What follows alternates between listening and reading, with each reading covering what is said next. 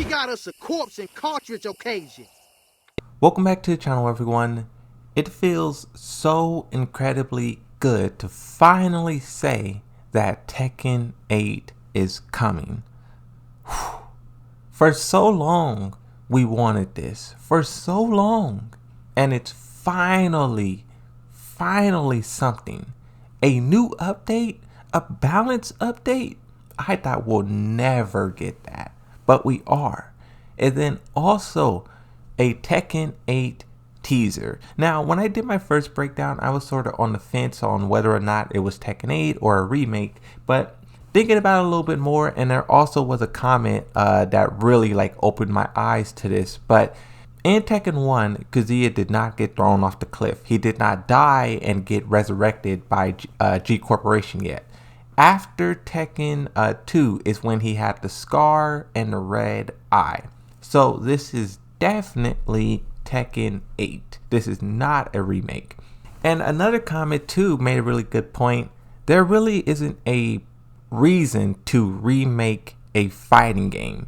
If you want those characters to return, then just put them on the base roster. The only reason you would do a remake is for the story, and if you compare Tekken 7 to Tekken 1, there's a lot of similarities there. Kazuya throwing Heihachi off a cliff, Kazuya throwing Heihachi into lava. A lot of similarities there. This video was going to be a breakdown of EVO. You know, I did a breakdown of day 1, day 2, and I was going to do day 3, but everything has been said. Arson Ash tweeted he have to focus on one game. Lesson learned. I think that is the biggest takeaway from day 3. Also, congrats to Nee. This was his first EVO he's won during a lifespan of Tekken 7, and depending on how and when Tekken 8 is released, this might be the last time Tekken 7 is at EVO. So that is just perfect timing there. The one and final thing that I'll say is the whole entire EVO, I was looking for Pokimane, and where is she? You know, I just wanted to see how she would interact with the community, and it was really cool to see her taking pictures with everyone. Pokimane saved EVO. That is a fact. Now, let's talk about Tekken 8 because I want to go a little bit deeper. I did a breakdown of the trailer and the gameplay and all that stuff, but this one, I want to go a little bit deeper because I feel like we finally got the missing piece. I went back and found all of the leaks, all of the teasers, all of the hints, just everything. I have about 4 or 5, 6, 7 screenshots in front of me, and I just want to show you guys and just talk about it because I think it now puts the pieces together and it can predict where we will go in the future. So the first thing I think I'll start off with is the whole "we don't want to crush each other" speech. I was using this as the main reason why Tekken 8 would not be there because Harada specifically said he does not want to release Tekken 8 at the same time as Street Fighter 6. Something that I also pointed out is that he said that was the case for Ono. And the biggest question I have and had is Ono's no longer in charge, so will he give the new person in charge the same respect? Because short story about Ono, he was in charge of Street Fighter 5. The game wasn't going too well. They demoted him and then they eventually kicked him out. He left, but they, kicked him out. And I was saying the best way for Harada to get revenge is to do what he always said he wanted to do. You know, the same respect he gave Ono, he does not give to them. And he crushes them. He released Tekken at the same exact time, announce it, and just muddy up their whole little plan. Street Fighter 6, screw all of that.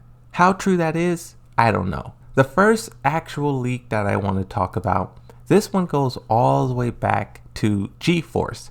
GeForce, they had the initial release date for December the 1st, 2022. Now, of course, this is before the pandemic. This is before E3 got canceled. This is before all of that. There's a lot of people telling me that Game Awards takes place in December. So Tekken 8 will get a full look at that in December.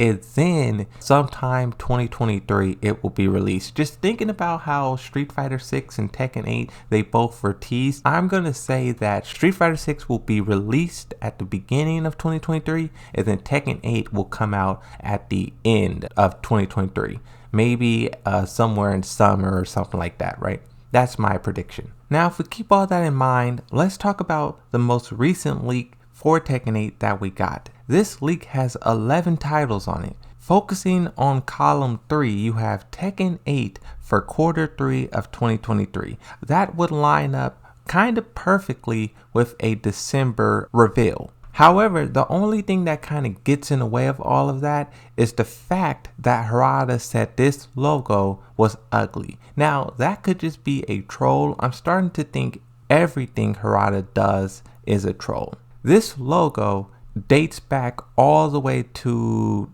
the beginning of March, the end of February. It has 2 images. A lot of people forget about the second image, but the first one is the logo that says 2023 at the bottom. That's very important. But the second image, watch the full reveal trailer at E3 2022. Evo got canceled.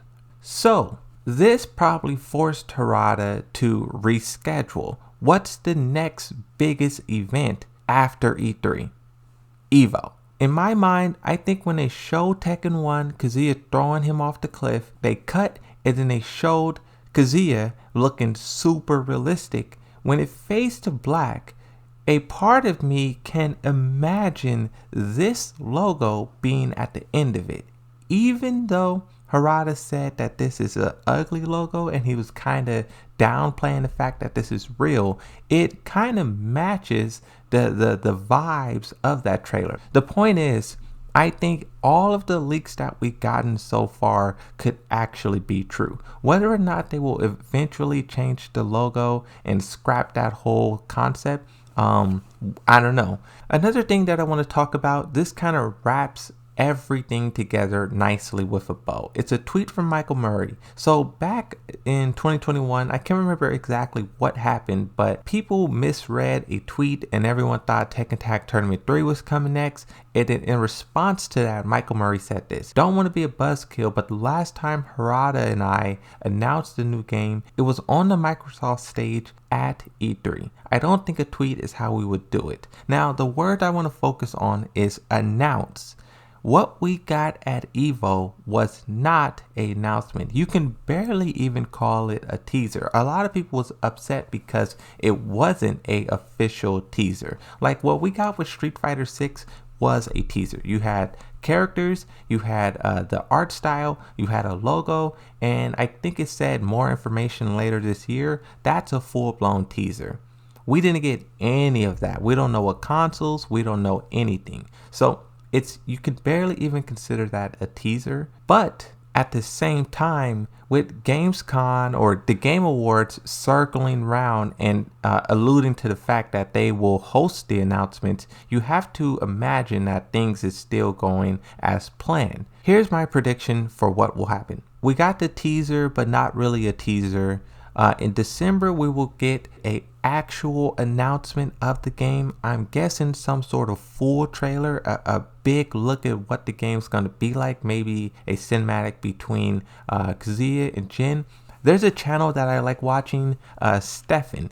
That person created a really good like fan-made trailer. I suggest go watching that because that is what I'm expecting us to get, officially, right? After that, Street Fighter 6 will release their game at the beginning of the year, and then going back to this leak, I think Tekken 8 will drop quarter 3 of 2023. That is my predictions. Tekken 8 is coming. Let me know what you guys think about everything that I said in this video. I really think this teaser ties it all together. This was the only thing that we were missing, the only thing that we were needing, and I really don't think the community should be upset at Harada for not explaining it. I do kind of understand the Tekken 7 side of things. You have a new balance patch, you have a new wall splat animation, but Harada and the commentators going crazy at the end. My interpretation of that was them trying to hype up this Kazuya image. They didn't really want to talk about Tekken 7 and everything that's going to be happening there. I think that's what the content creators are for. Main Man Sweet, Blasted Salami, Frame Whisper, me. We are the ones who will take this information and explain it. It's our duty to be the voice for the community. Now, it's also on them to make sure we could get that information and understand it ourselves if we are to pass it along. But at the same time, I think Evo, them not explaining everything and more so just reacting, going crazy, was to emphasize the teaser. So that's just me thinking out loud, just my sort of thoughts about everything that kind of happened this year. I'm glad that we could finally put a lot of this stuff behind us. Real or fake, Tekken 8 is finally coming, so we can put a lot of the speculation aside and we can start focusing on the new update for Tekken 7, Tekken Bloodline, and also just enjoying the Tekken World Tour up until that point. You also have to talk about the Tekken World Tour. What will be announced / shown to us then, right? But that's going to be it. I just want to talk about this one more time and just fully explain everything because I feel like we have all the pieces to the puzzle. Let me know what I missed or what I got wrong, but that's going to be it for this one. Thanks for watching. Hopefully you enjoyed it, and I'll see you next time. Bye bye.